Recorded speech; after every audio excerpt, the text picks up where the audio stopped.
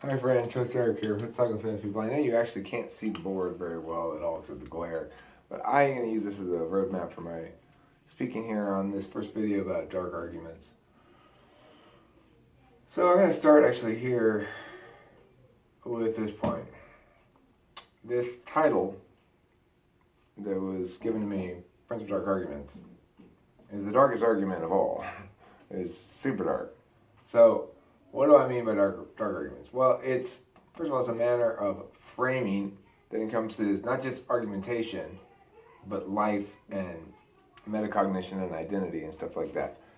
And a quick definition of it might be the art of collapsing superpositioned link chains. The art of collapsing superpositioned link chains, how you want them, specifically. And I'll explain more about what that means as we proceed. B here. Note that this is an adversarial life philosophy. It's zero sum in its engine. It says, at the end of the day, something is right, something is wrong. An argument is right or an argument is wrong. If they disagree, we can sometimes permute them, but more or less, they're exclusive. We can't have multiple things that are conflicting and feel that that's okay. The reason we can't is because justice demands fairness. And so we'd like to have logical consistency in our beliefs, in our ethics, in our behaviors. In our behaviors in reference to that ethical framework. We don't have to be consistent in our behaviors, but in our behaviors need to be consistent with the ethical framework. So let's talk a little bit about the titling itself. It was a title that Yalor bestowed upon me, and the title is Prince of Dark Arguments. Let's look at the two parts of it. Prince is an important, significant choice there. It's not as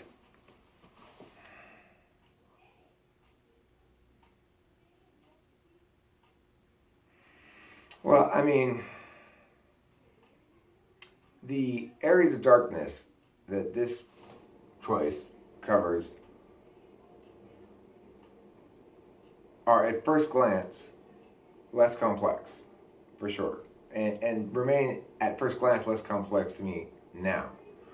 But that may be because this contains more dark arguments. Which gives you a sense of what a dark argument is there are arguments contained within this word choice that are not yet revealed to me. That does not mean I can't act upon them anyway. And that's what it means to be a time wizard, is to act upon arguments you don't know you're acting upon yet, or it would appear that way at least in the outcome. So, what are dark arguments? Well, what does the words imply here? Well, first of all, if you say Prince of Darkness is what you expect to hear, which is satanic, right? But this is not said as a Prince of Dark Arguments. But you've already set the tone that there's something will-driven there, self-driven, ego-driven. Because connotatively, that's the first thing that pops in your mind. Instead of this Prince of Dark Arguments, now Dark Arguments is the term of art, not Prince of Dark, whatever, being the term of art. So, Prince of, we'll get back to the word Prince in a second, but the Dark Arguments part implies at its initial glance that these are evil arguments, morally questionable arguments. That's not the meaning of it, however. It's important that it itself be a dark argument, which makes this such an incredibly, this makes the title such an incredibly dark argument, is that it's just a subtextual nuclear bomb. A huge component. I didn't come up with it. That's hugely, hugely significant. All praise is Yalor. In so many ways, all praise is Yalor. Because, there's a certain Stockton Malone quality to it. No, I'm not answering the phone. Okay. So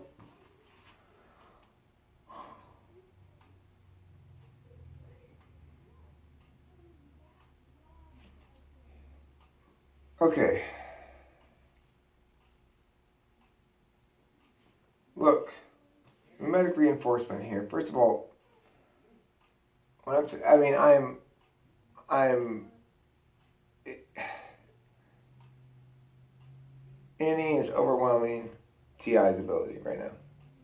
Is what it boils down to. Annie is overwhelming TI. Well, let's move on. I made all these notes already. Let me go through the notes I've already made instead of trying to chase down more dark arguments. First of all, this thing here that's happening is a mimetic reinforcement of what I call a what do you call it?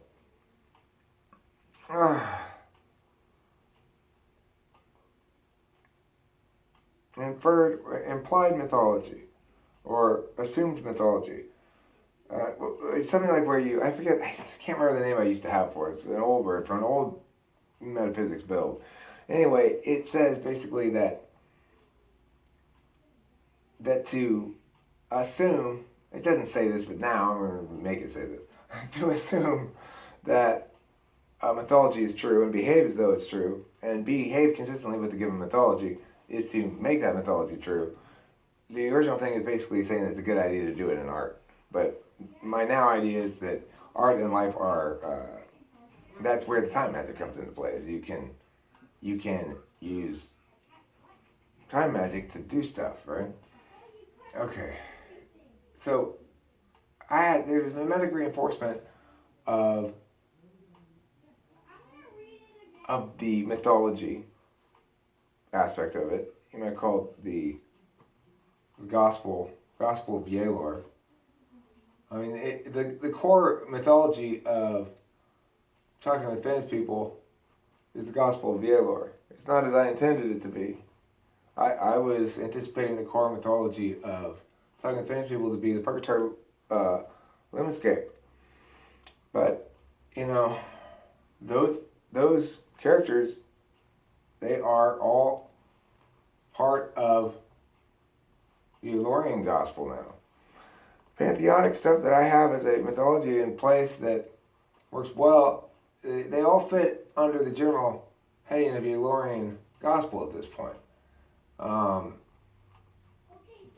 It's a subsume and internalize kind of a thing, or something like that.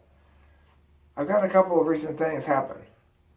First, once this titling happened, none of this shit had occurred to me. None for a long time. I just said, oh, that's the title. And I guess I thought this, basically. That's complicated. I'll think about that later. He said it was a little bit more than that. He said it. I blinked. I think I acted like I didn't even hear him. I think I said a sentence or two, and then I recovered and said, oh, Prince of Dark Arguments, huh? And then I just turned away from it because I don't know why. And that's part of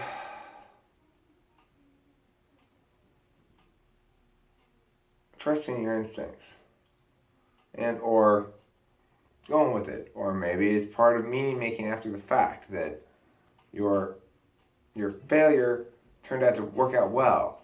Let's turn it that way. But it just seems to be quite far too serendipitous and concrete to be that. But it's complicated, right? I've got a couple responses from Trenton warning me about this social sabotage. I've gotten a response from JF, Jeremiah Fix, equivalent sort of a bit of scold, the INFJ sort of warning kind of a thing, like you're getting big for your britches, maybe. I had Tiffany come on and be her normal contrary self, and I took that as an additional admonition to be cautious. This is mimetic reinforcement of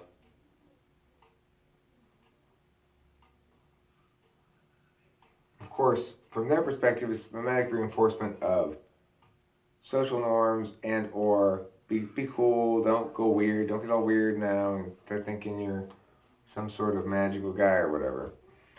Well, and this is magnetic reinforcement to this as well. So they're doing their own time magic, and they're managing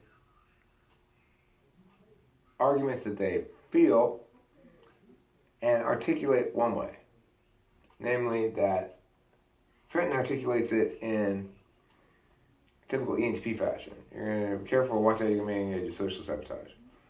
You might blow shit up unnecessarily. Alright.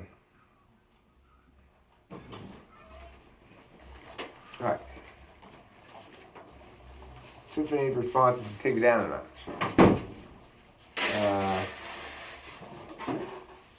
JF's is to ask questions designed to highlight my potential social and or humility failings or whatever. As far as magnetic reinforcement goes in general, though, quantity is an inoculation. I have so much. It's tough. I started so many different angles on things that it's hard to... It makes it more difficult to mistake a blip for something systemic. At least it's easier to defend any given blip as not systemic. And it's easy enough to say, well, he may be on that kick now, but he'll change soon enough. We know from lots of history. The more evidence you have of one's behavior as framed through certain narratives, so it's not just behaving in that fashion, but framing in that fashion as well, that creates increasing amounts of dark argument matter, basically, where you have spikes laid out. You've already laid some points down somewhere on the flow here that you can reference as counterexamples to whatever it is you're being accused of. That's laying the groundwork for being dark argument rich. Your opponent, what makes it dark? Your opponent can't see it. Now, a lot of arguments, though, they're dark to you as well. Like this pause.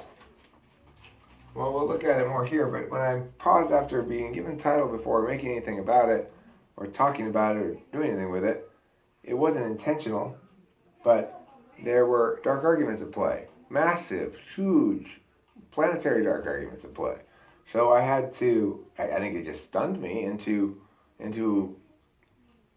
just not thinking about it. Like it could, any didn't even, it was like, that? I can't process that thing. And so much so that I just didn't even look at it. Just like, no, that's not the sort of thing we process. We process rocks here. That's a mountain. You have to break it into smaller pieces first or something. We don't just let that thing pass by. It's not even a thing. It's a big looming shape. And of course it goes in NI. And it sits there. And new events get framed through that filter. The darkness of an argument is determined by its depth or level. It could be a framework argument versus a contingent level argument, whatever. The camouflage, is it disguising itself as something that it's not, is commonly the way arguments get darkness, if they're known arguments. Term hunger. These are not known arguments. These are truly dark arguments. For example, dark argumentation is a truly dark argument. Time object was a dark argument.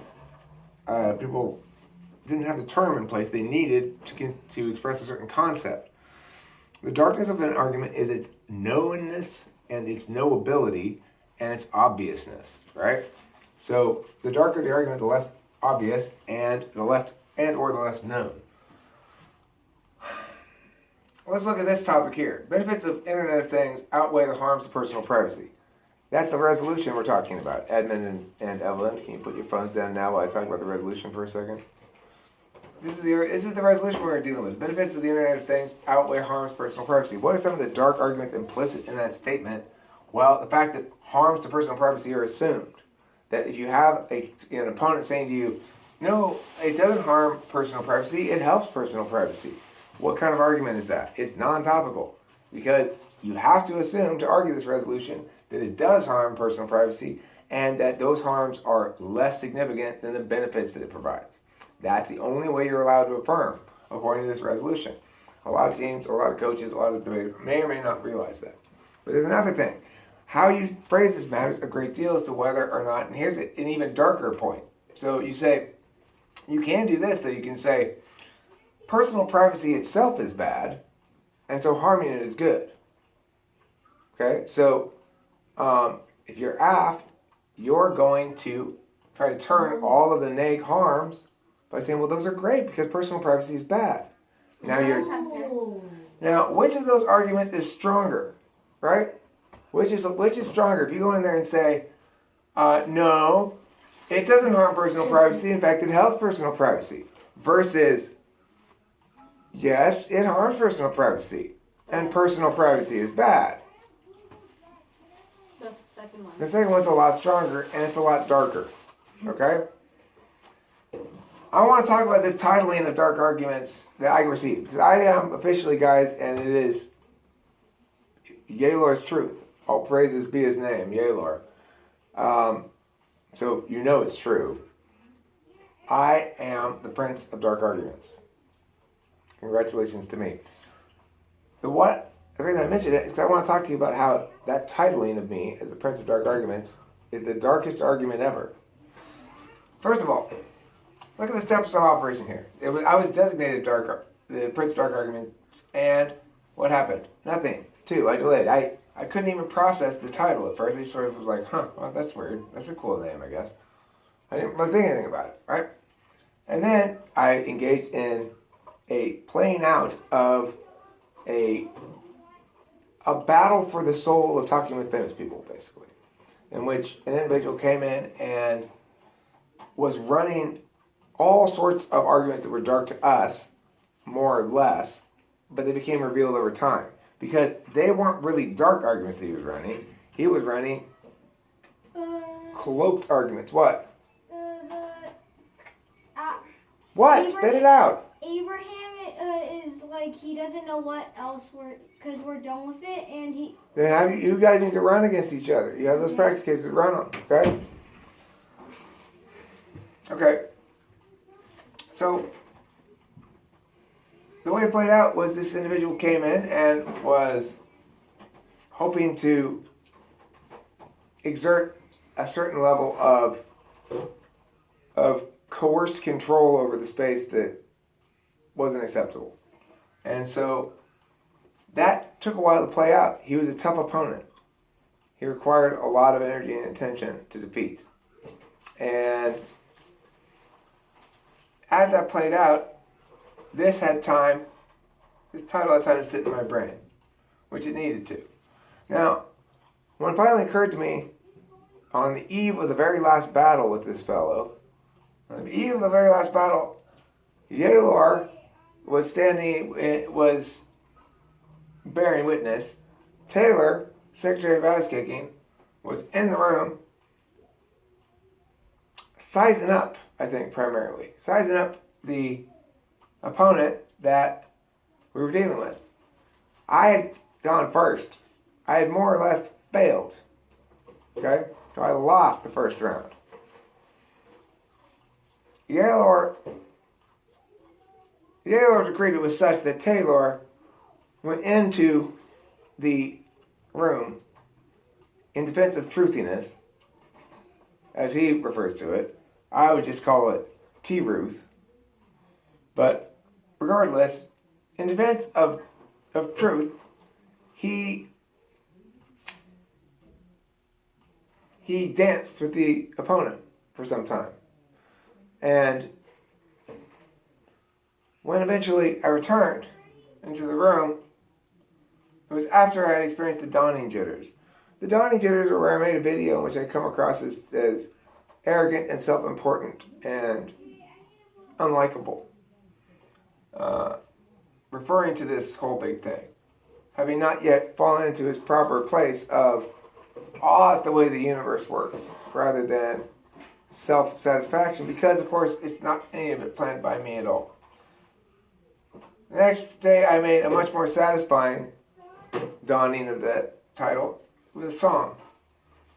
After, of course, in between, Taylor and I had a spirited back and forth debate with the invader, with Taylor playing the role of objective mediator, which he was, and he could, and did successfully do, being amply fair. But with fairness meant the other individual could not run anymore, could not, because here's the thing, in a debate round, have you guys ever encountered somebody who just won't answer your questions and just runs away? Have you ever asked a question, have your opponent not answer the question, answer a different question instead? Catherine do that? Pretty annoying, right? In debate, we learn not to do that. We learn to answer the question and spin it. But some people just run away. Regardless, this caused me to start thinking about this darkness, quality, and argumentation. And then later today, well, what caused me to do it? Well, Jeremiah Fix commented on this video, the Dawning Jitters video, in which he basically said, what are these things? And be careful whether he said it in those words or not. I'll get to you in 1 second. That caused me to think a lot about what they actually were. Prior to this, I hadn't thought anything about what dark arguments were. I just thought I realized, oh, that's a cool title. I'm donning it in this video. It wasn't until this comment that I actually said to myself, well, what are dark arguments? Why are you telling us the history of dark arguments? Because it's important. Look, what were you doing when I arrived? Nothing. Right. So you might as well do this nothing. It's more important than the nothing you were doing before. Host Evelyn, you and Edmund are time wizards in the making. Okay? This is all about how to be a successful time wizard, which means you have to exhibit care. For example, what did Trent warn me of? Basically, social excess. Same thing Jeremiah did. Like, don't come across arrogant. He didn't say those words, but that's the meaning I took from it because it was positioned in such a way as for me to be able to determine that from it. Then Tiffany came in the room and told me something else that wasn't bad, was bad because she wanted to indicate to me, be careful about getting too big for your britches. So she wanted to take me down a notch. Smart enough, no problem, appreciated. And what does all this mean to me? Well, I would say this is safe. This video feels safe to me. It feels completely safe because it's about my genuine just beginning to unravel the rich amount of darkness, of argumentation implicit in this one new term. The power of a term, right? So much of what we don't know is because we don't know those terms that allow us to talk about it efficiently. If we get caught on something, it's because we don't know the quick and easy term to express what that thing is. So everybody has a different amount of light sensitivity to argumentation, Evelyn. In other words, some people can sniff a trap better than others. Okay? Dark arguments, the simplest form of them, it's like a definitional trap. I define harms as blah, blah, blah. I define privacy as blah, blah, blah. And your opponents don't check your definition. But you gotta follow up on it. And remember, you're always exchanging some potentialities for others. If you choose to go definitional route, that's fine. But then you sacrifice some other route. The best thing to do is the kind of dark argument like this one, where you turn personal privacy into a bad thing so that you turn their case successfully while remaining topical, and hopefully they don't expect it. If they are prepped out for it, what would be the response to that? Well, what would be the response to? Personal privacy is bad, therefore harming it is good. Well, what would their response be? Yeah, what should their response be to that argument? Do you think there is an argument that responds to this? That actually, okay, Judge, personal privacy is bad, and then so therefore their harms to it are good. Now your opponent, the obvious answer is no, personal privacy is good, and to argue it on that ground. Now if you do that, if you're your opponents and you do that, what have they done? They said, okay, we'll fight over here on your ground where you want us to fight, and where we're not getting any impacts from our own cases, because now we're defending the very concept of personal privacy rather than arguing about what we should be arguing about or whatever, right? You could argue it directly like that, but what's a darker approach to dealing with this argument? Remember, the darker the better in general, okay? So instead of saying personal privacy, you guys say personal privacy is bad, therefore harms to it are good. Is that right? Well, that would be the case, except the reality is we've got this. Well, let's say you had evidence for it, or if not, just the argument that when people feel as though their privacy is more threatened, they react by becoming even more private. Therefore, we have to not harm personal privacy at all so that people can be safe to come out of their holes and not be scared away, right? So then you say, actually, we agree, personal privacy is bad. However, that's not the way to get rid of it. It's not to harm personal privacy. That's just going to make people more private. It's like saying, the way to make you stop being so flinchy when I raise my hand is for me to hit you some more, right? Why do you keep flinching? Because you keep hitting me. I'm going to hit you until you stop flinching. Now, that's going to make the flinching worse. Is that a darker argument than, no, personal privacy is good? Absolutely it is, because now you've double turned their turn on your personal privacy, right? Oh, you think personal privacy is bad? We concede the point. Now, you have the burden to show that harming privacy won't scare people into more privacy.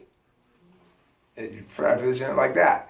Is it the greatest argument in the world? No, but it certainly is darker than the other one, right? Do we understand that? That it's a harder argument to see, that people are less likely to come up with it.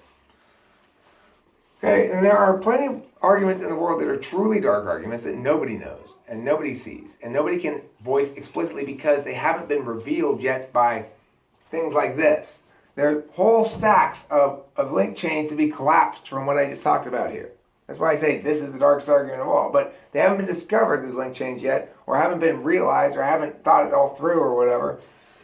It doesn't mean the argument chains aren't already there. And my basic position is, when you've been doing it a long time and you get really good at it, you can feel the dark arguments before you're even aware you're feeling them, before you're aware that you will be using that thing that's pushed up against your back a little bit. You will be using that 6 months from now to annihilate somebody.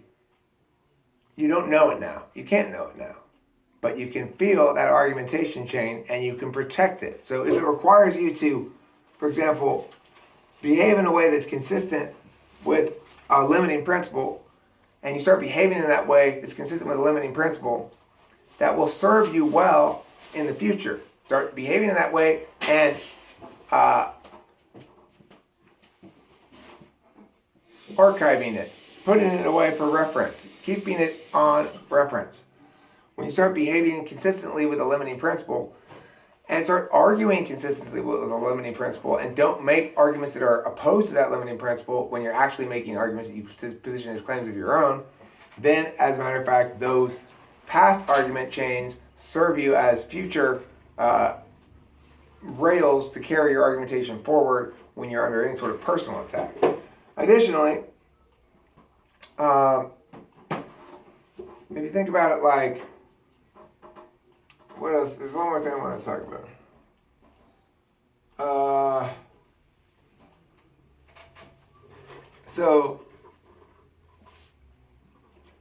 Right. Basically, understand that your life is a flow. And you're establishing shit on the flow. And the stuff that you establish on the flow, if it's sound, it won't end up conflicting with other shit on the flow. And you'll be able to go back to it and utilize it. And it'll generate all these argumentation vectors that are in varying degrees of darkness to others and in varying degrees of darkness to yourself. Even some of them, like these, I haven't discovered them yet. I know they're there. Arguments exist outside of the people who are making them, even though people always make arguments with intention.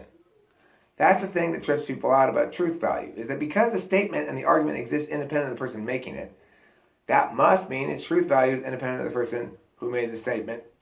And in fact, it's not. It's independent. It's because even those statements are only encountered through intentionality. You're not stumbling along one day and suddenly a new sentence comes into your consciousness from nowhere that is like you read it, but you didn't actually read it.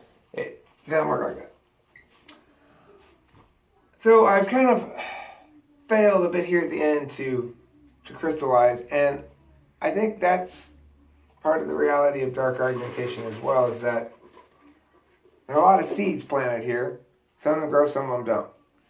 The trickery that ENTPs use is at the end of it, when it all fits together beautifully, when all of a sudden we have this metaphysics where I'm able to withdraw from being the topmost in the mythology, topmost of course being Yalor, and it allows me to withdraw from the commiserate need to be chops busting or to be a badass, right?